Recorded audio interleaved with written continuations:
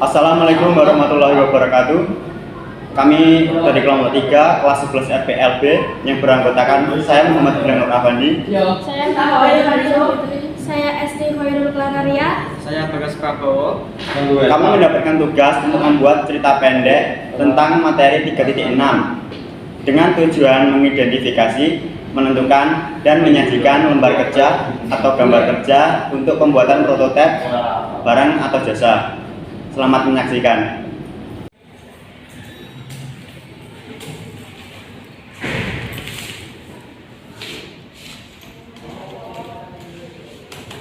Elang tugasnya Pak Guru mau sih? Bisa jelaskan aku belum pahami. Elang, tugasnya Pak Guru mau loh. Tugas? Iya. Tugas apa? Ya, tugas mau. Bisa jelaskan aku belum paham. Materi ini ramu dengar tugas. Emang cara mudengnya boy? Ya kabeh. Tapi tahapan ini aku ya main mudeng. Tahapannya enak piro wae? Kan tahapan ora enak papat. Tahapannya kesiji memformulasikan hasil marketing riset. Sek keloro mempertimbangkan kemampuan fasilitas perusahaan. Sek ketelu membuat sketsa. Sek kapapat membuat gambar kerja. Ya merkui setak ngerteni gitu. Masa aku ngono tak adil tugasnya? Ya kui. Aku mulai Google ya enake ngono tak.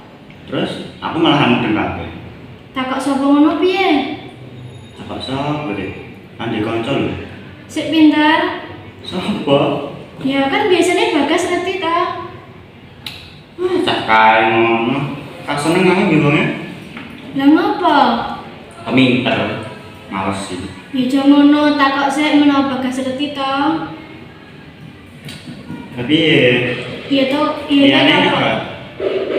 Ya sik pinter kok Bagas kan. Tapi enak ngono tugasnya rada di sih. Nah iya, ayo takok sik. Ya wis lah ya. Ayo.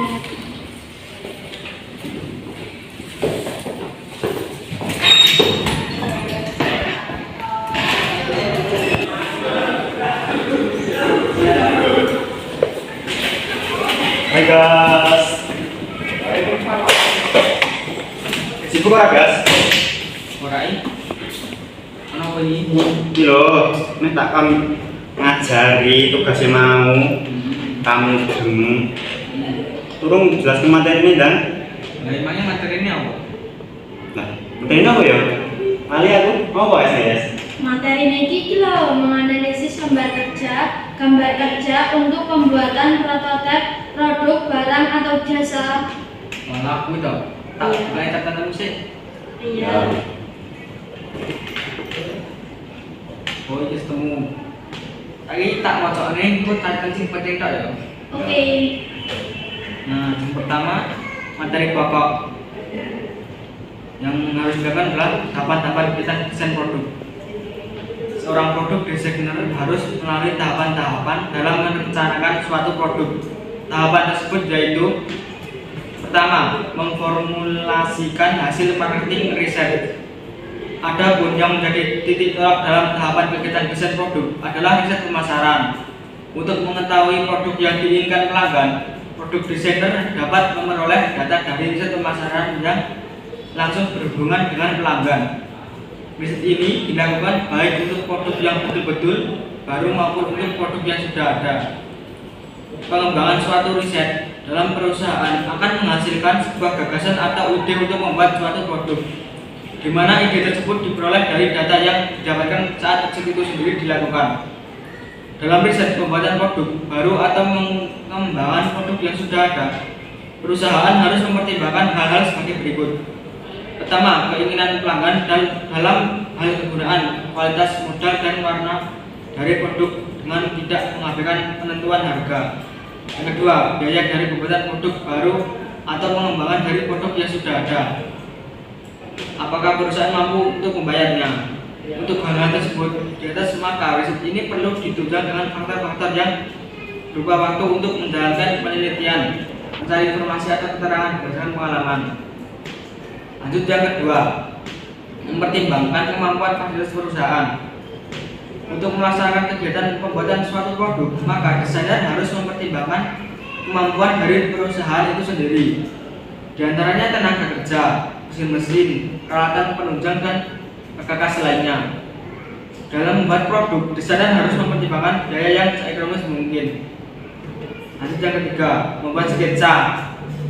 Dalam membuat sketsa, bentuk dari produk yang akan dibuat akan terlihat jelas satu dengan yang lainnya. Sketsa tersebut dibuat untuk mempermudah dalam pembuatan gambar kerja atau blueprint. Sketsa dari masing-masing produk walaupun sketsa ini tidak menunjukkan ukuran-ukuran yang sebenarnya, tapi dapat dilihat dalam skala perbandingan. Dan terakhir, membuat gambar kerja. Pembuatan gambar kerja ini adalah merupakan tahap akhir dalam kegiatan desain produk, di mana dalam gambar kerja ini dapat digambarkan bentuk dan ukuran yang sebenarnya dengan skala yang diperkecil. Selain itu, dalam gambar kerja juga diperlihatkan bahan-bahan yang akan dipergunakan dalam pembuatan produk tersebut. Setelah gambar kerja tersebut telah dirancang, kemudian diserahkan kepada pelaksana kegiatan untuk segera dipelajari dan dikerjakan lebih lanjut cara proses produksinya. Ini proses produksi ini tadi. Iya, kan aku mau nyebut ke. Ya sih. Lagian aku orang paham ya kamu. Terus lah lanjut ya. Terus saya lanjut neng faktor-faktor yang mempengaruhi desain produk ya. Iya. Faktor-faktor yang mempengaruhi desain produk. Faktor-faktor yang mempengaruhi desain produk adalah sebagai berikut. A. Fungsi produk. Setiap produk yang akan dihasilkan mempunyai fungsi atau kegunaan yang berbeda. Hal ini tergantung untuk keperluan apa produk itu dibuat. Dengan demikian, bahwa desain produk itu berhubungan bentuk dan fungsi dari suatu produk. Keduanya memegang peranan penting dalam menentukan suatu desain produk yang pada dasarnya untuk memberikan kepuasan yang maksimal bagi konsumen atau pelanggan, baik segi kualitas maupun segi kuantitas. B. Standar spesifikasi desain. Dalam hal spesifikasi dan standar desain, suatu produk akan dilihat dari 1. Sambungan-sambungan. Dalam hal ini perusahaan harus merencanakan bagaimana menyambung bagian-bagian supaya tidak terlihat ada bagian yang kosong. 2. Bagian ini fungsi untuk menyesuaikan ukuran keberhasilan desain disambung dengan bagian lainnya, sehingga apabila disatukan menjadi satu kesatuan yang kuat. 3. Bentuk. Pada waktu mendesain bentuk perlu diperhatikan mengenai keindahan dengan penyesuaian menurut fungsi dan kegunaannya. 4. Ukuran, yaitu merencanakan ukuran yang seimbang dari bagian-bagian produk secara keseluruhan. 6. Mutu suatu produk harus disediakan menurut fungsi produk tersebut. Apabila akan digunakan dalam jangka waktu lama, maka mutu produk tersebut harus tinggi bila dibandingkan dengan produk yang akan dibuat dalam jangka waktu yang pendek. 7. Bahan. Apabila produk yang akan digunakan ingin mempunyai mutu yang baik, maka bahan yang dipergunakan pun harus dapat menunjang agar semua yang diharapkan dapat terwujud dan pelanggan merasakan kepuasan tersendiri. Terakhir, warna mempunyai arti tersendiri bagi konsumen, karena tiap orang mempunyai ciri-ciri dan kesukaan yang khas terhadap warna tertentu, dan hal inilah yang harus dicermati oleh perusahaan agar dapat bersaing dengan perusahaan lain yang sejenis. Lanjut yang C, tanggung jawab produk. Tanggung jawab produk ini adalah merupakan salah satu tanggung jawab dari produsen sebagai pembuat produk kepada konsumen akan keselamatan dan kenyamanan memakai produk tersebut. Oleh karena itu, faktor ini menjadi sangat penting untuk dipertimbangkan oleh perusahaan pada waktu mendesain produk tersebut. Lanjut yang D, harga dan volume. Harga dihubungkan dengan jumlah produk yang akan dibuat. Untuk produk yang akan dibuat berdasarkan pesanan, biasanya harga jualnya akan berbeda dengan produk yang dibuat untuk dipasarkan kepada konsumen. Luas yang harganya relatif lebih murah sehingga desain produknya akan berbeda pula. Lanjut yang E, prototype. Prototype merupakan model produk yang pertama yang akan dibuat. Prototype ini melihatkan bentuk serta fungsi yang sebenarnya, sehingga sebelum perusahaan memproduksi maka prototype diusahakan untuk dibuat terlebih dahulu. Dari pengujian prototype tersebut, apabila lulus uji coba, mungkin memberikan gambaran mengenai perubahan-perubahan yang perlu dilakukan serta sebagai informasi dalam penyusunan terakhir desain produk. Bisa ini sing kita tulis bisa. Wes kan wis tak tulis. Apa seramu toh? Materinya serampung. Bro kurang bisa kasih. Ya sudah lanjut ke. Iya. Saya yang terakhir ya. Yang terakhir, alur dan proses kerja pembuatan prototipe produk barang atau jasa. 1. Diagram alur proses produksi atau production flow rate diagram. Diagram alur proses produksi ini harus dibuat secara jelas terlebih dahulu sebelum suatu proses produksi dijalankan. Kedua, prosedur pengawasan mutu produk. Pengawasan atas mutu suatu barang hasil produksi seyogianya meliputi pemantauan hal-hal berikut. Pertama, kerusakan dan mutu produk. Kedua, mencegah atau menghindarkan terjadinya kerusakan barang atau produk. Ketiga, kendali mutu terpadu. Jenis-jenis pengawasan mutu produk. Pertama, pemantauan mutu bahan-bahan. Kedua, pemantauan proses produksi. Ketiga, pemantauan produk jadi. Keempat, pemantauan pengepakan. Lanjut yang ketiga, pemecahan masalah mutu dengan statik.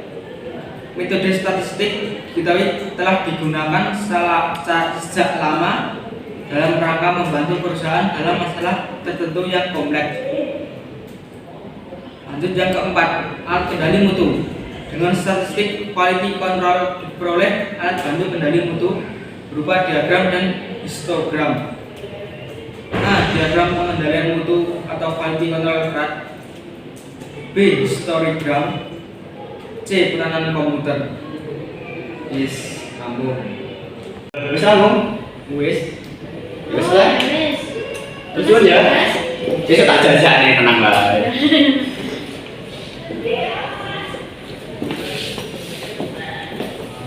Ya kita tak sih. Hei, tugas mamur nih. Wis no. Ini no, ini dong. Nah mungkin dia kan harus dijelaskan bagus tak? Kamu ngomong nggak? Salah aja lah oleh tambah. Ah, rasa nang mandi rumah. Ya wis no. Tak kayak flash disk kemana? Ya, sini ya. Oke. Sekian video dari kami, kurang lebihnya mohon maaf. Semoga Anda terhibur. Wassalamualaikum warahmatullahi wabarakatuh. Oke.